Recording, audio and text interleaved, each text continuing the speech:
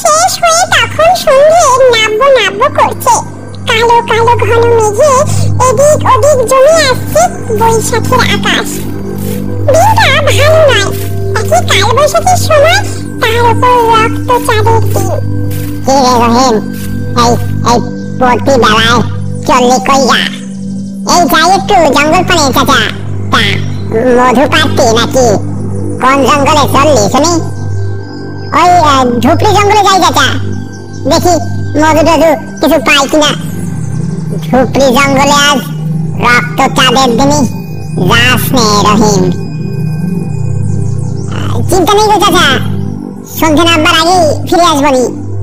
যা তাহলে, আল্লাহ ভরসা, তাই করিস। রহিম জানতো রক্ত চাঁদের দিনে সন্ধ্যের পর ঝুপড়ি জঙ্গলে থাকা বিপজ্জনক। তবু সে মধুর লোভ সামলাতে পারল না। ঝিঝির ডাক, গাছের পাতার মচমচে শব্দ, আর মাঝে মাঝে দূর থেকে ভেসে আসা অজানা পশুর কান্নার আওয়াজ, দিনের বেলাতেও অন্ধকারে নেমে আসা ঝুপড়ির জঙ্গল তখন যেন একেবারে অন্যরকম। কতবার রহমতটারে আসতে বললাম, বেটা বউয়ের ভয় মানা করে দিল। একা একা জঙ্গলের পথ তো কিছুই সাহস হচ্ছে না আমার। একটা বিশাল শিমুল গাছের ডালে চকচকে মধুর চাক চোখে পড়তেই মুখে হাসি ফুটল রহিমের। এই তো এত বড় চাক, একবার এই মধু পেলে হাতে ভালো দাম পাওয়া যাবে কাল। ধোঁয়া দিয়ে মৌমাছি তাড়িয়ে চাক কাটতে শুরু করলো রহিম। প্রথম ফোঁটা মধু আনন্দে নিয়ে মুখে দিতেই চোখ বন্ধ হয়ে গেল স্বাদের আনন্দে। কি স্বাদ! তাড়াতাড়ি নামিয়ে ফেলতে হবে এই মধু। ঠিক তখনই চারপাশ থেকে অদ্ভুত এক শো শো শব্দ আসতে শুরু করলো। এক অদ্ভুত গন্ধ ভেসে এলো, পচা কাঠ আর গলে যাওয়া শরীরের মতো। কি নড়লো ওখানে? কি নড়লো? ওটা কি ওখানে? ঘুরে দাঁড়াতেই শীততারা বেয়ে ঠান্ডা স্রোত নেমে গেল রহিমের। শিমুল গাছটা কাঁপতে শুরু করলো, তার মোটা শিকড়গুলো মাটি ছিঁড়ে উঠে এলো, যেন হাতের মতো মচড়াচ্ছে সেগুলো। গাছের কাণ্ড ফেটে জল জলে দুটো ভয়ঙ্কর লাল চোখ বেরিয়ে এলো। ফাটল থেকে বিশাল এক বিকৃত মুখ হাঁ করে থাকলো। আমার শরীর চিবিয়ে খাচ্ছিস? এবার আমি তোকে খাওয়া।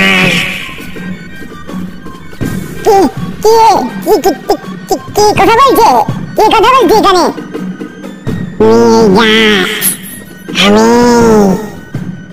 গাছের বিশাল শিকড় রহিমের পা জড়িয়ে ধরলো। সে হুমড়ি খেয়ে পড়ে গেল পাতা ঢাকা কাদার মধ্যে। ঝটকা মেরে নিজেকে ছাড়িয়ে দৌড় দিল রহিম।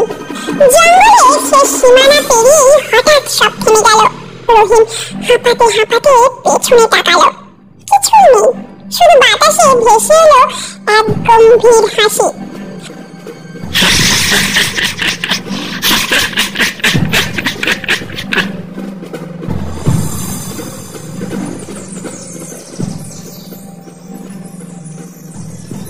আব্দুল নামে এক মধুওয়ালা সুন্দর গায়ে তার স্ত্রী লাভলি ও ছেলে শামিনের সাথে বসবাস করত। আব্দুল জঙ্গল থেকে মধু সংগ্রহ করে তা হাতে বিক্রি করে কোনো মতেই সংসার চালাতো। আব্দুল কষ্ট করলেও তার ছেলে শামিনকে কোনো কষ্ট করতে দিত না। আব্দুল নিজে সারাদিন মাথার ঘাম পায়ে ফেলে জঙ্গল থেকে মধু সংগ্রহ করলেও নিজের ছেলেকে স্কুলে লেখাপড়া করাতো।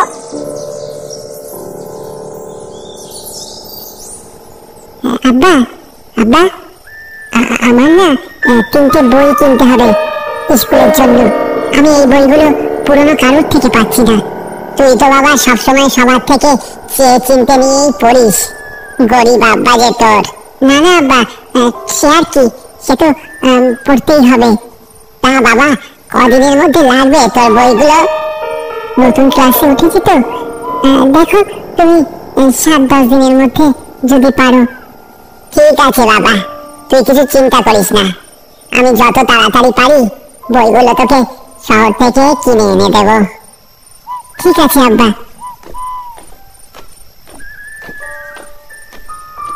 গো, ওই বইগুলি কিনতে তো বেশ অনেকগুলি টাকা লাগবে। আর এখন তো তুমি জঙ্গলের থেকে তেমন মধুও পাচ্ছ না। বেশি অসুবিধা হলে না হয় শামকে বলবো, আর পড়াশোনা করতে হবে না, আব্বাকে কাজে সাহায্য করতে। ছেলের পড়াশোনা ছাড়ার কথা একদম বলবে না। আমারও পড়াশোনা করবার খুব ইচ্ছে ছিল, কিন্তু অর্থের অভাবে করতে পারিনি। কিন্তু আমার ছেলের পড়াশোনা কোনোভাবেই আমি বন্ধ হতে দেব না। এই কথা ঠিক, চিন্তা তো করছি, কি করব, পয়সা তো কিছু নাই, কিন্তু স্বামীর পড়াশোনা আমি বন্ধ হতে দেব না। সবাই বলে ধুপড়ি জঙ্গলে নাকি খুব ভালো মধু পাওয়া যায়, তাই ভাবছিলাম ওদিকে। না না, একদম না, তুমি অত দূরে ওই ধুপড়ি জঙ্গলে যাবে না। জানো না ওই জঙ্গলে কত রকম বিপদ থাকে? সুদূর গায়ের কত মানুষ ওই জঙ্গলে কাঠ কাটতে গিয়ে অথবা মধু আনতে গিয়ে ভূতের কবলে পড়ে মরেছে।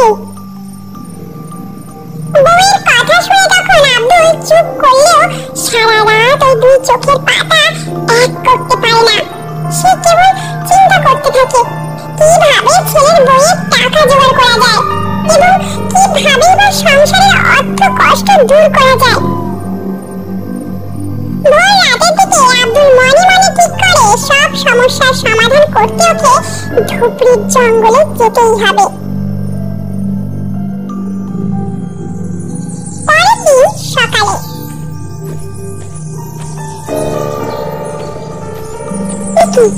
আজ তো সকাল সকাল জঙ্গলে চলে যে। আসলে তা বলি কি, আজ এই ধুপড়ি জঙ্গলে যাবো বলেই ঠিক করে ফেলেছি, তাই তাই তাড়াতাড়ি বেরিয়ে পড়ছি। ওই জঙ্গলে যাতি নেই গো, জিনের বাস ওই জঙ্গল। আরে ওসব কিছু না, লোকে ওসব বলে কত কথা, রাখো তো। আর আমি তো আর একা যাচ্ছি না, দেখি নেতাই দাদা যদি যায় তো সঙ্গে নিয়ে নেবো। এই বলেই আব্দুল ধুপড়ির জঙ্গলের দিকে রওনা দেয়।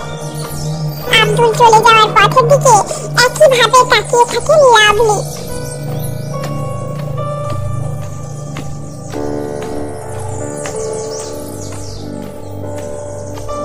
ও নেতাই দাদা, নেতাই দাদা, বাড়ি আছো নাকি?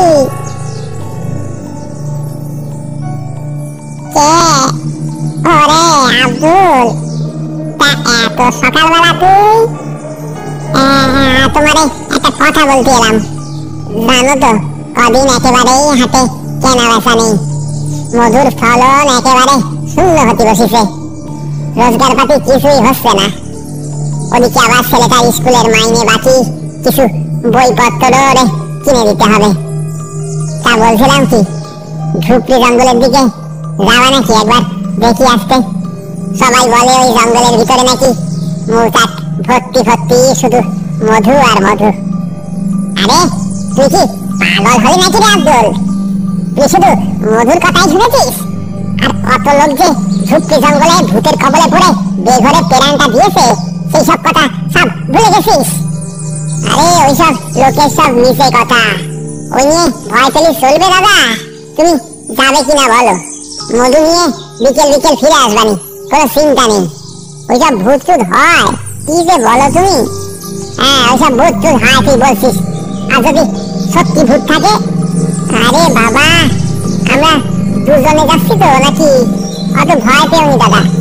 ভেবে দেখো, যে মধু আমরা পাবো তার দেশে আমাদের অভাব দূর হবে, কটা দিন তো খেয়ে পরে সংসারটা একটু চালাতে পারবো নাকি? আচ্ছা তুই যখন বলতেছিস তো চল, কিন্তু আমি বলে যাচ্ছি আব্দুল, সুস্থি দেবার আগে কিন্তু ওই জঙ্গল থেকে বেরোতে হবে। তুই না এলি আমি তোরে দেখেই চলে আসবো, এই আমি কিন্তু বলে দিলাম তোরে।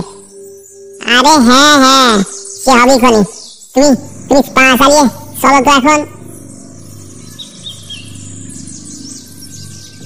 ধুপড়ির জঙ্গলে সেদিন ওদের মধু সংগ্রহ করতে করতে বিকেল হয়ে যায়। ওরে ও আব্দুল, তারা যে পড়ে এলো, তোর কি চোখে পড়ছে না? এবার ঘর ছাড়, চলো চলো। কি গো, কি বলেছিলাম দাদা? কলসি ভর্তি করে কেমন মধু পেলে বলো? তা তুই খারাপ করিসনি, ভাগ্যিস তুই জোর দিয়ে বললি তাই আশা হলো, এলে এখানে যা ভূতের গল্প শুনেছি তা আমি জন্মেও আসতাম না। তা এখন কদিন সংসার চালানো নিয়ে আর কোনো চিন্তা থাকলো না।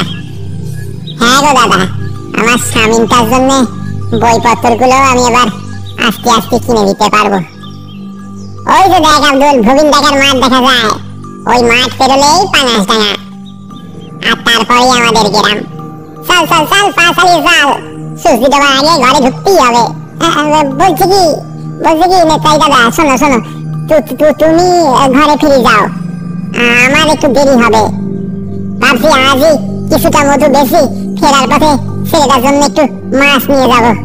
ওরে বলে এসেছি, যদি মধু পাই তো বছর মাছ আনবো। কতদিন ওরে একটু পেট ভরে খাওয়াতে পারি না।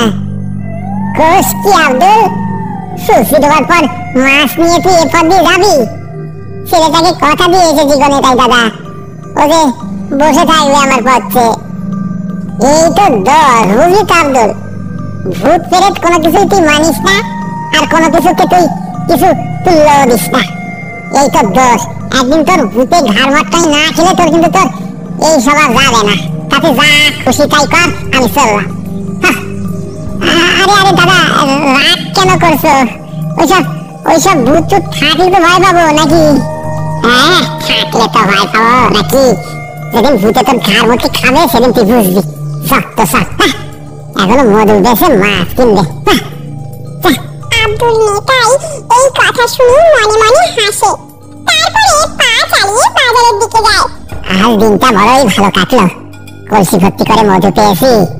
ঝুঁকি জঙ্গলে একেবারে তাজা তাজা মধু, আহা, এর স্বাদই আলাদা। খুব ভুল যদি না ভাবি তো এই মধু আমি খুব জরা দামে বেচতে পারবো। স্বামীনের স্কুলের খরচ দিয়েও অনেকখানি টাকা থেকে যাবে। তাই দিয়ে ছেলেটার জন্য একটা জামা আর লাভলির জন্য একটা শাড়ি কিনবো ভাবছি।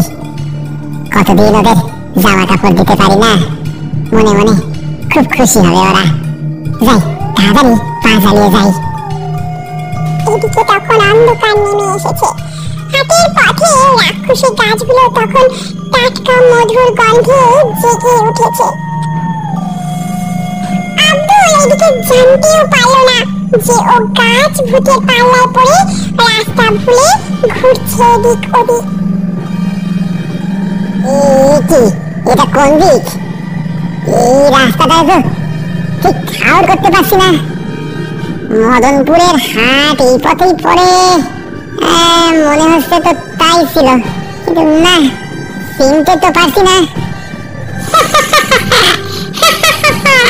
কি রে, মধু নিয়ে কোথায় যাচ্ছিস? আমাদের ডাল থেকে মধু সেটা সারাচ্ছিস? তার দাম দিবি না? আজকের মাংস চিবিয়ে চিবিয়ে খাবো। কোথায় যাবি? আজ তোকে জমতে চিবিয়ে খাবো।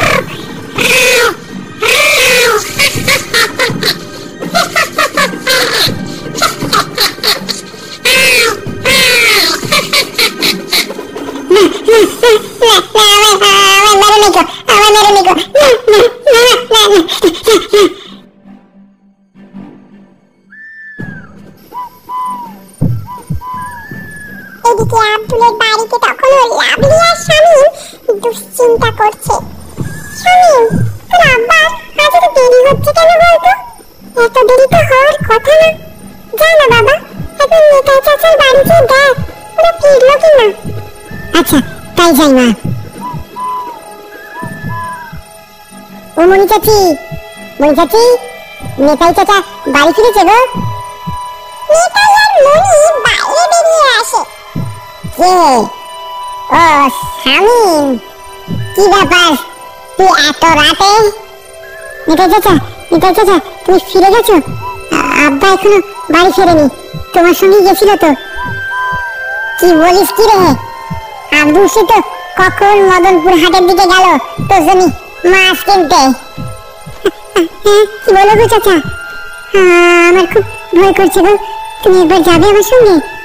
ও আরে ভগবান, কই চল চল দেখি।